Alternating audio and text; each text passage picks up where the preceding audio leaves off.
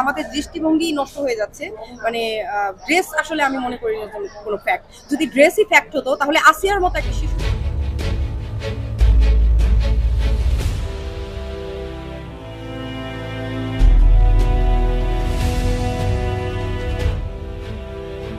বাংলাদেশে আগে এই ধরনের কোনো প্রেক্ষাপট আমরা চোখে দেখিনি, কিন্তু বর্তমানে এই প্রেক্ষাপটগুলো হওয়ার পিছনে কাদেরকে দায়ী করছেন?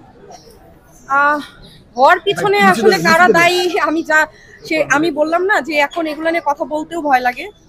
কারা দায়ী সেটা জানি না, তবে আমার মনে হয় সিস্টেমটা নষ্ট হয়ে গিয়েছে। মানে এখন মানুষের মধ্যে ডর ভয়টা কাজ করে না, আইন থাকলেও আইন কেউ মানছে না। মানে ওই ভয় ভীতি যে আমার এই জিনিসটা করলে এই শাস্তিটা হবে বা আমাকে পুলিশে ধরবে, আমাকে জেল খাটতে হবে, এই ধরনের আমার মনে হয় না যে এই ধরনের ভয় কারোর মধ্যে কাজ করছে। যে যার মতো যা ইচ্ছা তা করছে, যা করে বেড়াচ্ছে, যেভাবে ইচ্ছে সেভাবে চলছে।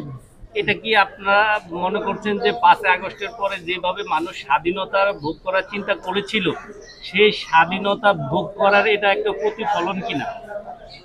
এখন হচ্ছে কি, যার যার জায়গা থেকে সবাই ফয়দা নিচ্ছে। হ্যাঁ, মানে যে যেভাবে পারছে ফয়দা নিচ্ছে। ধরেন মানুষের একটা নর্মাল একটা ঘটনা নিয়েও এখন খুনাখুনি হয়ে যাচ্ছে।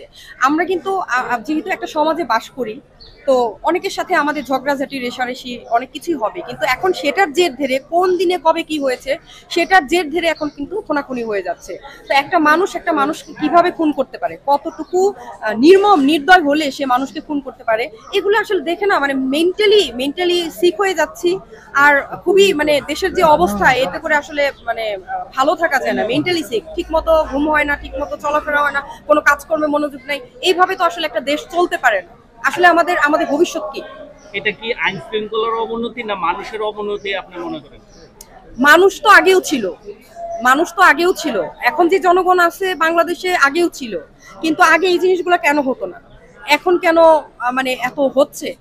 আসলে আমি জানি না যে এটা আসলে মানে কাদের। ওই যে বললাম, জনগণও হচ্ছে ভয় পাচ্ছে না, এখন জনগণেরও ভয় নাই, এবং আমাদের প্রশাসনিক ব্যবস্থা একটু দুর্বল হয়ে গিয়েছে।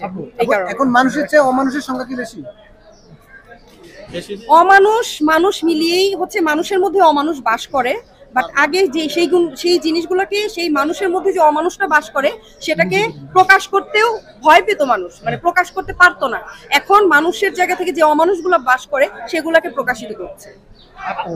এই এই ধরেন দর্শন যখন হয় বা ভাইরাল, এইরকম দেশে যখন এই সব বিষয়ে ভাইরাল হয়, তখন কিন্তু একটা মহল পোশাকের কথা উঠাই নিয়ে আসে। এই বিষয়টা কিভাবে দেখছেন, যে পোশাকের জন্য এরকমটা বাড়ে কিনা? মানে পোশাক বুঝতে পেরেছি না, পোশাক কেন হবে? কারণ আমাদের এক এক দেশের কালচার এক এক রকম। আমাদের মুসলিম কান্ট্রি, আমাদের পোশাক হচ্ছে মুসলমানদের ওয়েতে পর্দা করে চলা, ওকে ফাইন।